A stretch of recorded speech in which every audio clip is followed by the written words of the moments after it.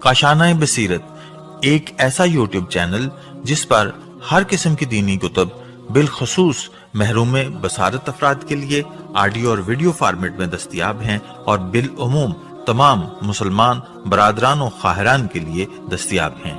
इसलिए आपसे गुजारिश है कि बेल आइकन को प्रेस करके हमारे इस चैनल को जरूर सब्सक्राइब कीजिए ताकि आइंदा आने वाली हर किताब आपको बर वक्त मिलती रहे। काशानाए बसीरत, काशानाए बसीरत, काशानाए बसीरत, काशानाए बसीरत। अस्सलामु अलैकुम वरहमतुल्लाहि वबरकातुहू। सामईन, आप जो किताब समाअत फरमा रहे हैं उसका नाम है क़ल्ब सलीम जिल्द दोम। किताब के मुसन्निफ़ हैं आयतुल्लाह सैयद अब्दुल हुसैन दस्तगैब शिराज़ी। किताब का तर्जुमा किया है मोहम्मद हसन जाफ़री साहब ने। आज हम आपके सामने इसकी 29वीं रिकॉर्डिंग पेश करेंगे सफ़ा नंबर 426 से। आगे बढ़ने से पहले हम एक नुक्ते की, एक रिवायत की वजाहत करना ज़रूरी समझते हैं। हमारी 26वीं रिकॉर्डिंग में सफ़ा नंबर 397 में हमने एक रिवायत बयान की जो रिजाले मकामानी जिल्द नंबर 3 सफ़ा नंबर 205 से नकल हुई है। ये रिवायत मुख्तार सक़फ़ी के बारे में। इसमें इन्हें नेगेटिव किरदार का मालिक ज़ाहिर किया गया है जो हुब्बे दुनिया का दिलदादा थे, और ये भी बताया गया उस रिवायत में कि वो जहन्नुम में हैं और वहाँ पुकार रहे हैं। हमने अपने असतिज़ा आलिमा से इस रिवायत के बारे में पूछा तो उन्होंने इस रिवायत को ज़ईफ़ करार दिया और दलील के तौर पर रिजाल खुई की रिवायत पेश की और वजाहत की कि उल्मा के दो गिरोह हैं, एक मुख्तार सक़फ़ी को नेगेटिव लेता है और एक पॉजिटिव। लेकिन मोतबर रिवायात से मुख्तार सक़फ़ी एक पॉजिटिव इंसान थे। यहाँ वजाहत करने का मकसद सिर्फ़ ये है कि कोई इस रिवायत को सुनकर मुख्तार सक़फ़ी के बारे में अपनी राय तब्दील ना कर ले, क्योंकि जो रिवायत हमने बयान की क़ल्ब सलीम से वो ज़ईफ़ रिवायत है। गो कि हमारा काम सिर्फ़ किताब पढ़कर आप लोगों की खिदमत करना है, लेकिन किसी की किरदार कुशी गलत रिवायत के ज़रिए बयान करना, वो भी अपनी लाइल्मी की वजह से, ये भी अच्छा अमल नहीं है। इसलिए हमने चाहा कि इस चीज़ की हम वजाहत कर दें। अब हम आगे बढ़ते हैं और हमने बताया आपको कि सफ़ा नंबर है 426 और रिकॉर्डिंग है 29। हुब्बे दुनिया से निजात। हुब्बे दुनिया से निजात की दो ही सबीलें हैं। नंबर 1 ईमान बिल आखरत की पुख्तगी, नंबर 2 हुब्बे दुनिया में कभी। ईमान बिल आखरत को मुस्तहकम करने के तरीक़ों पर इससे कबल तफसीली बहस हो चुकी है। यहाँ इसका अजमाली तस्करा एक बार फिर किया जाता है। इसके लिए कुरानी आयात और मोतबर और मुस्तनद रिवायात पर गौर व गौज़ करने की ज़रूरत है जो बादज़ मौत आलम जावेदानी के मुतालिक वारिद हुई हैं, ताकि क़ल्ब इंसानी में आलम आला तक पहुँचने की तहरीक पैदा हो। पैगंबर की बेइज्जत और कुरान के नुज़ूल का असल सबब भी यही है कि मुसलमान उन नवीदों और तंबीहों पर कान धरें जो कुरान में मज़कूर हुई हैं। इस तरह उनके क़ुलूब हुब्बे दुनिया से मायूस होकर उल्फ़त खुदा और उल्फ़त रसूल की तरफ माइल होंगे और अपने आमाल सालिहा से ख़ुद को आलम जावेदानी के लिए तैयार करें। लेकिन अफसोस कि मुसलमानों ने अहकाम कुरान को पस पर्दा डाल दिया है। उनकी अक्सरियत को महीनों बल्कि सालों तक कुरान की किसी एक सूरे की तिलावत की भी तौफ़ीक़ नसीब नहीं होती। अलबत्ता रस्मन कभी कभी रेडियो पर या मजालिस में या कब्रों के सिराने चंद आयात सुनने का शर्फ हासिल होता है। दूसरे मायनों में नुज़ूल कुरान मुर्दों के लिए था, हालांकि नुज़ूल कुरान का असल मकसद ज़िंदों को इल्म की फैज़याबी, जहालत से आगाही, कमाल और मदारिज फ़जीलत तक रसाई है। कुरान मजीद की मौजूदा रस्मी तिलावत और समात बिलाशुबा तौहीन कुरान के मुतरादिफ है। अबुल वफ़ा होरवी کا قول ہے کہ میں شہنشاہ کے دربار میں تلاوت قرآن کر رہا تھا۔ کوئی بھی فرد تلاوت قرآن پر متوجہ نہیں تھا، سب ایک دوسرے سے خوشگپیوں میں محو تھے۔ رات کو عالم خواب میں نے پیغمبر اکرم صلی اللہ علیہ وآلہ وسلم کو دیکھا جو سخت غصے کے عالم میں تھے۔ آپ نے فرمایا، کیا تم ایسے گروہ کے درمیان قرآن کی تلاوت کرتے ہو جو اس پر کان نہیں دھرتے؟ آج کے بعد تم قرآن نہیں پڑھ سکو گے مگر یہ کہ جب خدا چاہے۔ جب میری آنکھ کھلی تو مجھ سے قوت نطق چھین چکی تھی، کیونکہ دوران حدیث ماشاء اللہ کے الفاظ استعمال کیے گئے تھے۔ اس لیے ماہرین علم حدیث نے تسلی دی کہ ایک دن تیری قوت گویائی لوٹ آئے گی۔ میں تقریباً 4 ماہ تک اسی جگہ سویا رہا جہاں میں نے خواب دیکھا تھا۔ ایک روز دوبارہ پیغمبر اکرم صلی اللہ علیہ وآلہ وسلم کو عالم خواب میں دیکھا تو آپ نے فرمایا، کیا تم نے توبہ کی؟ میں نے جواب دیا، یقیناً یا رسول اللہ۔ آپ فرمانے لگے، جو شخص توبہ کرے گا اللہ تعالیٰ اس کی توبہ قبول فرمائے گا۔ پھر آپ نے فرمایا، اپنی زبان باہر نکالو۔ آپ نے اپنی ماہ شکن انگشت سے میری زبان پر لگائی اور فرمایا، جب تم ایسی گروہ کے درمیان تلاوت قرآن مجید کرو تو فوراً اپنی قرأت کو قطع کر دو حتیٰ کہ وہ کلام خدا کے سننے کی طرف مائل ہونے لگیں۔ جب میں عالم خواب سے بیدار ہوا تو میری قوت گویائی لوٹ آئی تھی۔ احمد بن طولون 270 ہجری میں مصر پر حکمران تھا۔ بعد میں اس کی حکومت شام اور ثغور تک وسیع ہو گئی۔ اس کی کل مدت حکمرانی 17 یا 26 سال بتائی جاتی ہے۔ کہا جاتا ہے کہ وہ نہایت ہی شجاع، متواضع اور حافظ قرآن تھا۔ جود و سخا اور کشت اور خون ریزی میں بھی اس کا چرچا زیادہ تھا۔ کہتے ہیں کہ اس کی قید میں قتل کیے جانے والے افراد کی تعداد 8000 ہے۔ موت کے بعد اس کی قبر پر تلاوت کے لیے ایک حافظ قرآن مقرر کیا گیا۔ کچھ عرصے بعد قاری فرار ہو گیا اور وہ دوبارہ واپسی پر آمادہ نہ ہوا۔ جب وجہ دریافت کی گئی تو اس نے بتایا کہ صاحب قبر نے ڈراتے اور تنبیہ کرتے ہوئے کہا کہ آئندہ میری مرقد کے سرانے قرآن مجید نہ پڑھنا، کیونکہ تیری ہر آیت کی تلاوت پر مجھے سر پر ایک تازیانہ لگایا جاتا ہے اور کہا جاتا ہے، کیا تو نے دنیا میں اس آیت کو نہ سنا تھا اور پھر بھی یہ کام سر انجام دیا؟ غرض قرآن مجید کی سماعت اور قرأت کا یہ انداز جو کہ اکثر ممبروں سے سننے کو ملتا ہے، نفسانی وجوہات پر مشتمل ہے۔ قرأت میں جس چیز کا فقدان ہے وہ تدبر اور تأثر ہے، کیونکہ قاری کی غرض یا تو اجرت ہوتی ہے یا اپنے نفس کا اظہار۔ دوسری طرح سامع کا مقصد خوشلحانی سے اپنے کانوں کو محظوظ کرنا ہوتا ہے۔ قرآن بطور تبرک یا فہم و ادراک کے لیے۔ صفحہ نمبر ہے 428۔ کچھ مسلمان قرآن کو تبرکاً حاصل کر کے اسے طاقچے کی زینت بنا دیتے ہیں یا پھر تحفظ کی غرض سے غلاف میں لپیٹ دیتے ہیں۔ اس میں شک نہیں کہ کلام اللہ کے لیے ایسے مقاصد مستحق اور مفید ہیں، لیکن قرآن کا مقصد نزول یہ جزوی مقاصد نہیں۔ اگر یہی فرض کر لیا جائے تو یہ توہین قرآن ہوگی۔ وضاحت کے لیے کچھ مثالوں پر ہم غور کرتے ہیں۔ فرض کریں کہ ایک شخص کو شہنشاہ کی طرف سے باریابی کا پروانہ ملتا ہے۔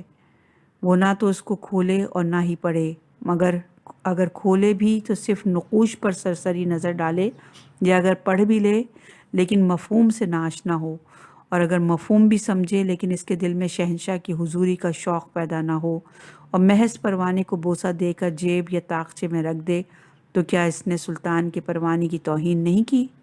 کیا وہ سلطان کے قہر و غضب کو دعوت نہ دے گا؟ مسلمانوں کا بھی یہی حال ہے، صرف چند ہی قرآن سے ربط و ضبط رکھے ہوئے ہیں، ورنہ زیادہ ثواب کی لالچ سے تلاوت پر قناعت کرتے ہیں۔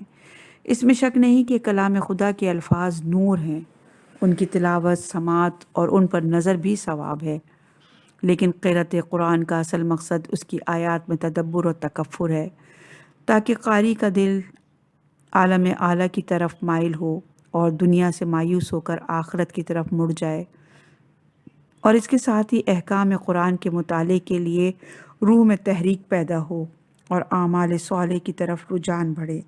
خداوند عالم نے اپنے کلام میں متعدد مقامات پر تدبر اور تکفر کی دعوت دی، چنانچہ ارشاد باری تعالیٰ ہوتا ہے سورہ صاد کی آیت نمبر 29 میں، اے رسول، جو کتاب ہم نے تم پر نازل کی ہے وہ بڑی بابرکت ہے تاکہ لوگ اس کی آیتوں میں تدبر اور تکفر کریں اور صاحبان عقل اس سے نصیحت حاصل کریں۔ اسی طرح سے سورہ زمر کی آیت نمبر 23 میں ارشاد باری تعالیٰ ہے، خدا نے بہترین کلام یعنی کتاب نازل فرمائی جس کی آیات ایک دوسرے سے مشابہ ہیں اور ایک ہی بات کئی بار دہرائی گئی ہے۔ اس کے سننے سے ان لوگوں کے رونگٹے کھڑے ہو جاتے ہیں جو اپنے پروردگار سے ڈرتے ہیں، پھر ان کے جسم نرم ہو جاتے ہیں اور پھر ان کے دل یاد خدا کی طرف مائل ہو جاتے ہیں۔ غرض عذاب کی نوید پر مبنی آیات سے دل کانپ اٹھتا ہے اور رحمت و برکت کی مظہر آیات سے دل خوش ہو جاتا ہے۔ اگر کسی شخص پر تلاوت قرآن کا اثر نہ ہو تو سمجھ لو کہ اس کا دل اور زبان دوران تلاوت حب دنیا میں غرق تھے۔ سے متعلق فارسی کے چند اشعار ہیں جن کا ہم ترجمہ پیش کر رہے ہیں۔ عروس قرآن اس وقت اپنا نقاب الٹے گی جب تم دارالملک ایمان کو شور و غا سے الگ کر کے دیکھو گے۔ اگر قرآن سے تجھے نقش کے علاوہ اور کچھ نہ ملے تو یہ تعجب کی بات نہیں ہے، کیونکہ نابینا کی آنکھ کو سورج سے گرمی کے علاوہ اور کچھ نہیں ملتا۔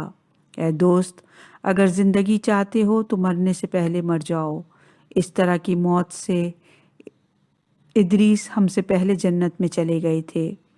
اگر دوزخ سے ڈرتے ہو تو کسی کا مال دیکھ کر دھوکے میں نہ آؤ، یہاں تو وہ مال دکھائی دیتا ہے اور آخرت میں اژدہا کی صورت اختیار کرے گا۔ تو نے جو بھی علم حاصل کیا ہے اس پر عمل کر، کیونکہ یہ بات اچھی نہیں کہ چینی احرام باندھ لیں اور اہل مکہ سوئے رہیں۔ پرہیزگاروں کی صفات میں جناب امیر علیہ السلام ارشاد فرماتے ہیں، صفحہ نمبر ہے 430، یہ لوگ قرآن کے پاروں کی تلاوت غور و فکر سے کرتے ہیں، جس سے اپنے غم و اندوہ کو تازہ کرتے ہیں اور اپنے مرض کا چارہ ڈھونڈتے ہیں۔ جب کسی ایسی آیت پر ان کی نگاہ پڑتی ہے جس میں جنت کی ترغیب دی گئی ہو تو اس کے طمع میں جھک پڑتے ہیں اور اس کے اشتیاق میں اس کے دل بےتابانہ کھنچتے ہیں اور خیال کرتے ہیں کہ وہ پرکیف منظر ان کی نظروں کے سامنے ہے۔ اور جب کسی ایسی آیت پر ان کی نظر پڑتی ہے جس میں دوزخ سے ڈرایا گیا ہو تو اس کی جانب دل کے کانوں کو جھکا دیتے ہیں اور یہ گمان کرتے ہیں کہ جہنم کے شعلوں کی آواز اور وہاں کی چیخ و پکار ان کے کانوں کے اندر پہنچ رہی ہے۔ قرآن مجید کی ایسی بہت سی آیات ہیں جن میں جزا اور سزا اور اوصاف بہشت مذکور ہیں اور ان نعمات کی تفصیل ہے جو بہشت میں ہوں گی۔ پھر قرآن اپنے تابعین کو دعوت دیتا ہے کہ ان نعمات کے حصول کو اپنی کوششوں کا محور قرار دیں۔ نیز قرآن نے حیات دنیا کی مذمت اور اس کے عیوب و نقائص کو آشکار کیا۔ اللہ تعالیٰ سورہ عنکبوت کی آیت نمبر 64 میں فرماتا ہے، دنیاوی زندگی کھیل تماشا کے سوا کچھ نہیں، اور اس میں شک نہیں کہ ابدی زندگی تو دار آخرت ہی ہے۔ دنیاوی زندگانی ناپائیدار ہے، یہ بچوں کے کھیل کود کی مانند ہے، سب تھک ہار کے کچھ دیر بعد اپنے اصل گھروں کی طرف چل پڑتے ہیں۔ فارسی کا ایک شعر ہے، اس کا ترجمہ، یہ جہان بازغچۂ اطفال ہے اور بے عقل لوگ اس پر فرفتہ ہوتے ہیں۔ یہ امر مسلم ہے کہ اخروی زندگی جاودانی اور حقیقی ہے۔ سوال یہ ہے کہ پورے کلام خدا کے بعد بھی مسلمانوں کے قلوب حب دنیا سے متنفر اور آخرت کی طرف مائل ہوئے ہیں کہ نہیں، یا پھر محض لبوں پر قرآن اور اسلام ہے۔ اگر ان کے قلوب اور اعمال میں حب دنیا رچ بس گئی ہے تو سمجھ لو کہ دہریوں کے دوش بدوش ہیں اور اپنی آخرت کو اکارت کر بیٹھے ہیں۔ آخرت پر مسلمانوں کے عقیدے کے متعلق بے شمار واقعات موجود ہیں۔ ان میں سے 3 مختصر واقعات آپ کی گوش گزار کریں گے۔ نمبر 1، انس انس بن نصر جنگ احد میں جنگ کے ارادے سے میدان میں نکلے، اس کے بعد اس کی کوئی خبر معلوم نہ ہوئی۔ تمام مسلمان اس کو تلاش کرنے میں محو ہو گئے، حتیٰ کہ سعد بن معاذ نے انہیں ڈھونڈ لیا۔ اس نے سعد کو مخاطب کرتے ہوئے کہا، رب کعبہ کی قسم، میں اپنی آنکھوں سے بہشت کا نظارہ کر رہا ہوں، اس کی بو میرے مشام تک پہنچ رہی ہے۔ سعد کا قول ہے کہ میں نے 70 سے زیادہ زخم اس کے جسم پر دیکھے۔ جب کچھ دیر بعد دوبارہ اس کی تلاش کو نکلا تو اسے نہ پایا۔ اس کی بہن نے کٹی ہوئی انگلیوں سے پہچانا کہ اس کا بھائی شہید ہو گیا ہے۔ نمبر 2، عمیر بن حمام انصاری نے جنگ بدر میں جناب رسول خدا صلی اللہ علیہ وآلہ وسلم سے سنا کہ آپ نے فرمایا، اے مسلمانوں، اٹھ کر کھڑے ہو جاؤ اور بہشت کی طرف دوڑ پڑو جس کی وسعت آسمان و زمین کے برابر ہے۔ عمیر نے تعجب سے دریافت کیا، آیا اس کی وسعت زمین اور آسمان کے برابر ہو گئی؟ آپ نے فرمایا، ہاں، آسمان و زمین کے برابر۔ عمیر نے اس پر اظہار مسرت کیا تو پیغمبر اکرم صلی اللہ علیہ وآلہ وسلم سے فرمایا، تمہاری خوشی کا سبب کیا ہے؟ تو وہ کہنے لگا، شاید میں بھی اس میں داخل ہو جاؤں۔ پیغمبر اکرم صلی اللہ علیہ وآلہ وسلم نے فرمایا، تمہارا شمار اہل بہشت میں ہوگا۔ عمیر نے یہ سنا اور پھر خرمے کے چند دانے اٹھا کر کھانے میں مصروف ہو گئے۔ پھر کہنے لگے، خرمے کے اختتام تک اگر میں زندہ رہا تو میں نے کافی عمر پالی۔ عمیر نے خرمے کے دانے واپس رکھے اور معرکہ کارزار میں مصروف پہ پیکار ہو گئے اور شہید ہو گئے۔ نمبر 3، عمرو بن جموح کے 4 فرزند تھے۔ چاروں بیٹے جہاد کے لیے روانہ ہوئے تو وہ بھی اپنے بیٹوں کے ساتھ جنگ احد کی طرف چل پڑے۔ لوگوں نے ان سے کہا، آپ کے پاؤں میں لنگ ہے، لہٰذا آپ پر جہاد واجب نہیں۔ عمرو نے پیغمبر اکرم صلی اللہ علیہ وآلہ وسلم کے پاس آ کر شکایت کی کہ اس کے لڑکے اسے میدان جنگ میں شرکت سے روک رہے ہیں، جبکہ خدا کی قسم میری آرزو یہ ہے کہ اسی لنگڑے پاؤں کے ساتھ بہشت میں قدم رکھوں۔ پیغمبر اکرم صلی اللہ علیہ وآلہ وسلم نے فرمایا، تم پر جہاد ساقط ہے۔ پھر عمرو کے لڑکوں کی طرف مخاطب ہو کر کہنے لگے، اس بوڑھے شکستہ پا کو دشمن کے خلاف برسر پیکار ہونے سے نہ روکو، شاید کہ خدا اسے شہادت کا رتبہ عطا فرمائے۔ عمرو پیغمبر اکرم صلی اللہ علیہ وآلہ وسلم کے ساتھ لشکر اسلام کے ہمراہ مدینے سے روانہ ہوا اور جنگ احد میں شہید ہو گیا۔ یہ حدیث دنیا در خطر سقوط میں موجود ہے۔ خدا اور آخرت کی الفت میں جناب امیر المومنین علیہ السلام نے لیلۃ المبیت اور دیگر جنگوں میں فداکاری اور جانثاری کے جوہر دکھائے۔ وہ تاریخی کتب میں موجود ہے، یہاں تک کہ ہر جنگ سے واپسی پر آپ پیغمبر سے اس خدشے کی شکایت کرتے تھے کہ کہیں ایسا نہ ہو کہ راہ خدا میں درجہ شہادت سے رہ جائیں۔ اس پر پیغمبر اکرم صلی اللہ علیہ وآلہ وسلم نے آپ کو محراب مسجد میں شہادت کی نوید سنائی۔ اسی طرح حسین بن علی اور ان کے اصحاب باوفا کی شجاعت اور جانثاری کے جوہر اور دیگر جانثار شیعوں کے کارنامے تاریخی کتب میں محفوظ ہیں۔ صفحہ نمبر ہے 432۔ حب آخرت اور اس سے غفلت کے درمیان دشمنی۔ اخروی حب اور اخروی غفلت دونوں کی رفاقت محال ہے۔ دنیا کے چاہنے والے ہمہ وقت حصول دنیا میں غرق رہتے ہیں اور ان کی کوششوں کا محور صرف دنیا ہی ہوتی ہے۔ اسی طرح آخرت کو چاہنے والے اسی کو مد نظر رکھتے ہیں اور ان کی کوشش کا محور آخرت ہوتی ہے۔ لہٰذا ایمان کی تقویت اس پر منحصر ہے کہ دل میں حب آخرت زیادہ ہو اور اس سے غفلت کم ہو۔ یہی وجہ ہے کہ شرع مقدس اسلام میں موت کی زیادہ سے زیادہ یاد اپنے لیے، وصیت نامہ اور کفن کی تیاری، اور پھر اس کا ہر روز دیدار، تشییع جنازہ، مسلمانوں کی تکفین و تدفین میں شرکت، اہل قبور کی زیارت، ذکر اموات اور ان کے لیے اہتمام خیرات کو مستحب قرار دیا ہے تاکہ زندگانی بعد از موت کی یاد دلائی جا سکے۔ غرض ایمان و آخرت کے طالب پر لازم ہے کہ وہ اپنی شب کو کثیر حصہ یاد آخرت کے لیے مخصوص کر دے تاکہ اس کے دل سے حب دنیا کا خاتمہ ہو اور حب خدا اور حب آخرت پیدا ہو۔ صفحہ نمبر ہے 433۔ ایک سوال، یہاں پر یہ اعتراض پیش کیا جا سکتا ہے کہ آج کا انسان ایسا کرنے سے قاصر ہے کیونکہ اس کے وقت کا کثیر حصہ مصروفیت میں گزرتا ہے اور دن کے زوال کے بعد بھی اس کے بہت سے امور باقی رہ جاتے ہیں۔ بس یہی امر عقلوں سے محروم افراد کے اعتراض کی صحت کا باعث بن جاتا ہے، جس کے مطابق وہ کہتے ہیں کہ یہ صورتحال آج کے انسان کے حالات سے مطابقت نہیں رکھتی۔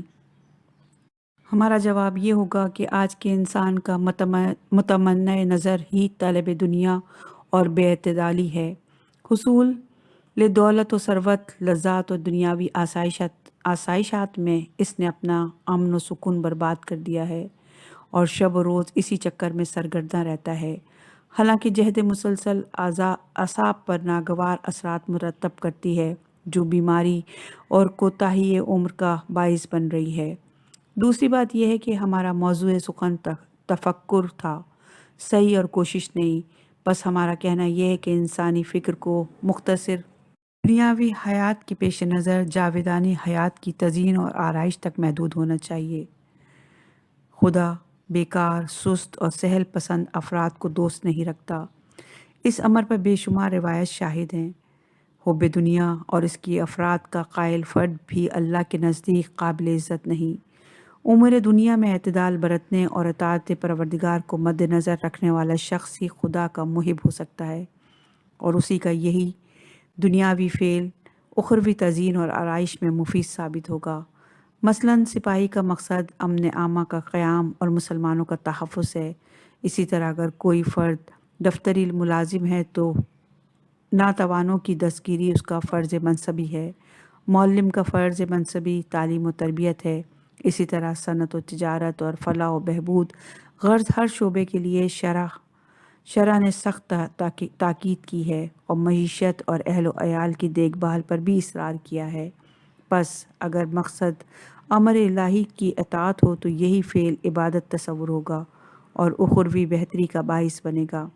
تیسری بات یہ ہے کہ ہم نے یہ نہیں کہا کہ فکر آخرت کا فکر دنیا سے زیادہ ہونا واجب ہے، بلکہ محکم اور قوی ایمان کے طالب فرد کو ایسا کرنا چاہیے۔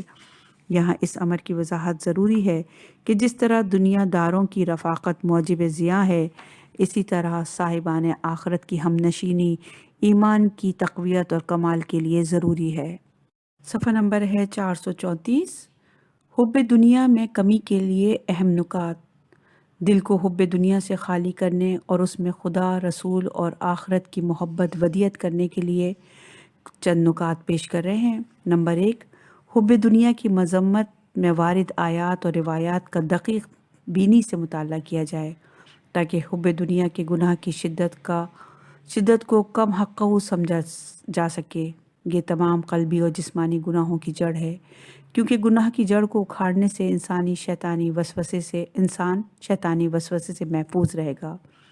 اگر انسانی دل پاک ہوگا تو آخرت کے لیے اعمال صالح بجا لائے گا۔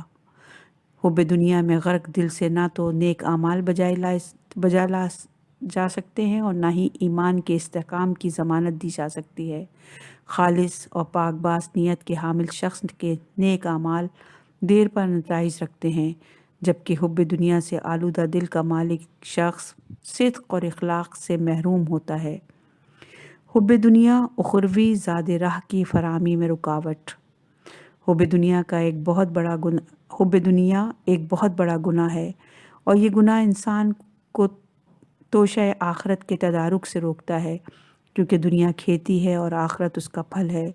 دنیا محل تجارت ہے اور آخرت اس کا ثمرہ ہے۔ آخرت اس کا ثمرہ فصل کی بوائی اور تجارت اس سے مانع ہے، اور انسان کو تہی دستی کے عالم میں آخرت میں داخل ہونے پر مجبور کرنے والی شے کے گناہ کی شدت کو سمجھنا اور اس کے خطرات سے خود کو محفوظ رکھنا ہر انسان پر لازم ہے۔ حاصل کلام، حب دنیا ایک ایسا گناہ ہے جو روحانی، جسمانی اور قلبی عوارض کا موجب ہے، کیونکہ تپدق، سرطان جیسے امراض حیات مادی کے رشتے کو قطع کرتے ہیں، جبکہ حب دنیا انسان کے روحانی ناطے کو خاتمہ کرتی ہے۔ اس روحانی ناطے کے ٹوٹنے کے بعد باقی بچ جانے والا انسان عالم باقی کی نگاہ میں ایک جیتا جاگتا مردہ ہے، جو جاویدانی کامیابیوں سے محروم اور دنیاوی آفات کے عتاب میں گھرا رہتا ہے۔ آخر اس درد کی دوا کیا ہے؟ یہ امر واضح ہو کہ کسی بھی انسان کا دل حب دنیا سے خالی نہیں، کیونکہ دنیا میں داخل ہو کر حیوانی شعور حاصل کرنے والا فرد فوراً دنیا کی طرف مائل ہو جاتا ہے۔ پھر وقت کے ساتھ ساتھ شعور کی پختگی حاصل کرنے والا فرد بالآخر اپنی حیات جاویدانی سے آگاہ ہو جاتا ہے۔ بس اس وقت انسان پر لازم آتا ہے کہ حیات دنیا کی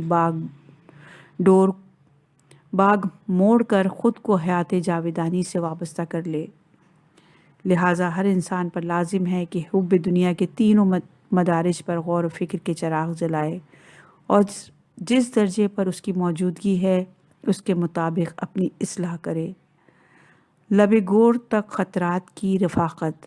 جب تک انسان اس دنیا میں موجود ہے حالات بدلنے کا خطرہ موجود رہتا ہے۔ مثلاً حب دنیا کے تیسرے درجے پر فائز شخص 1 ماہ 1 سال میں حب دنیا کے دوسرے یا پھر مکمل غفلت کے باعث پہلے درجے پر پہنچ جاتا ہے تو یہ درجہ مقام کفر ہے۔ تو مومن پر لازم ہے کہ اپنے دلی حالات پر نظر رکھے اور اپنی اصلاح کرے۔ حب دنیا کے باعث چند مشکلات و پریشانیاں۔ حب دنیا میں گرفتار شخص ابدی ہلاکت، اخروی عذاب اور محرومی، دنیاوی مصائب و آلام اور مشکلات میں مبتلا ہو جاتا ہے، حتیٰ کہ ایسا لمحہ بھی آتا ہے کہ وہ موت کا متمنی ہوتا ہے۔ کچھ دنیاوی پریشانی اور مشکلات کا تذکرہ کرتے ہیں آپ کے سامنے۔ نمبر 1، شدت حرص۔ یہ کیفیت ہے کہ اگر انسان کے پاس مال کی قلت ہو جائے تو وہ اس کے حصول میں تک و دو کرتا ہے اور صرف اسے پا لینے میں پر اکتفا نہیں کرتا بلکہ اس میں مزید اضافے کی جد و جہد میں لگا رہتا ہے۔ اسی کیفیت کے متعلق جناب رسول خدا صلی اللہ علیہ وآلہ وسلم فرماتے ہیں کہ اگر انسان سونے سے بھری وادیوں کا مالک بھی ہو تو مزید طلب میں سرگرداں رہتا ہے۔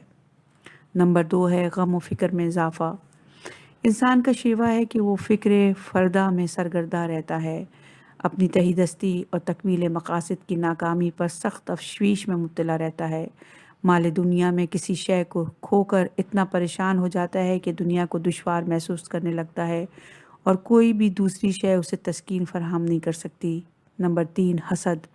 حب دنیا میں گرفتار شخص اپنے محبوب کو کسی دوسرے شخص کے قبضے میں نہیں دیکھ سکتا، نیز اس کو دوسرے کے قبضے میں دیکھ کر کڑتا رہتا ہے، اگرچہ وہ خود اس سے استفادہ حاصل کرتا رہتا ہے لیکن دوسرے کا استفادہ گوارا نہیں کرتا۔ نمبر 4 غصہ۔ دنیا کے محب کی زندگی میں اگر کوئی امر اس کی مرضی کے خلاف واقع ہو تو وہ اس کے لیے ناقابل برداشت ہو جاتا ہے، وہ اپنے غصے کا اظہار کرتا ہے اور اسی آگ میں جلتا رہتا ہے۔ بے خوفی۔ حب دنیا میں گرفتار شخص اپنی خواہشات اور آشاؤں کی تکمیل میں عافیت کی فکر نہیں کرتا اور آئندہ بے دھڑک ہو کر اقدام کرتا ہے اور نتیجے میں مصائب و آلام و کشمکش کا شکار رہتا ہے، حتیٰ کہ اپنی جان بھی بعض اوقات اس کی بھینٹ چڑھا دیتا ہے۔ موت کی تلخی۔ حب دنیا کے عاشق پر جب یہ بات آشکار ہو جاتی ہے کہ اب موت اس کے اور اس کے محبوب کے درمیان ایک دائمی فاصلہ قائم کرنے والی ہے تو اسے جتنی دنیا سے زیادہ شدید محبت ہوگی اس کے لیے موت اتنی ہی تلخ اور دشوار ہوگی۔ قرآن مجید ایسے لوگوں کے متعلق فرماتا ہے سورہ سبا کی آیت نمبر 54 میں، اب ان کے اور ان کی خواہشات کے درمیان پردہ حائل کر دیا گیا ہے۔ خلاصہ یہ ہے کہ موت دنیا کے عاشقوں کے لیے ابتدائے فراغ ہے، جبکہ آخرت کے محبوں کے لیے وصال اور کامرانی کا آغاز ہے۔ سورہ انبیاء کی آیت نمبر 102 میں ارشاد باری تعالیٰ ہے، اور یہ لوگ ہمیشہ اپنی دلی مرادوں میں رہیں گے۔ فارسی کے چند اشعار ہیں، ان کا خلاصہ ہے: جب حضرت بلال ضعف پیری کی وجہ سے مثل ہلال بن گئے اور ان کے چہرے پر موت کی زردی چھا گئی، ان کی بیوی نے اسے دیکھ کر کہا، ہائے افسوس۔ بلال نے کہا، نہیں نہیں، کیا ہی خوشی ہے، اب تک زندگی کی وجہ سے میں افسوس میں مبتلا رہا، تو کیا جانے کہ مرنے میں کیا لذت ہے اور موت کیا ہے۔ بیوی نے کہا، اے خوش خصال الفراق۔